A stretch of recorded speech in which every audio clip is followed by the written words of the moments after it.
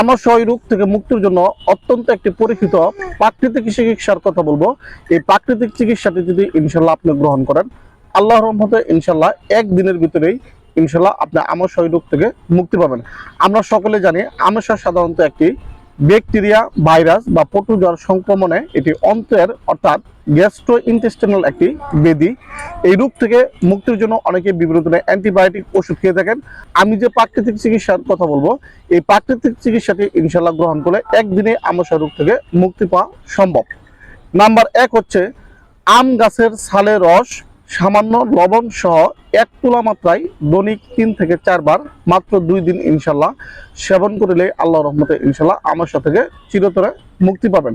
Number 2 হচ্ছে কালো জামের পাতা রস এবং ছাগলের দুধ সম পরিমাণে মিশাইয়া দৈনিক 1 ছটাক মাত্রায় 3 থেকে 4 বার সেবন করলে আল্লাহর রহমতে ইনশাল্লাহ আপনি আমাশয় রোগ থেকে চিরতরে মুক্তি পাবেন। এবং মাত্র 2 দিন ইনশাল্লাহ যদি আপনি প্রাকৃতিক চিকিৎসাটি গ্রহণ করেন, আল্লাহর রহমতে ইনশাল্লাহ আমাশয় আপনার ভালো হয়ে যাবে।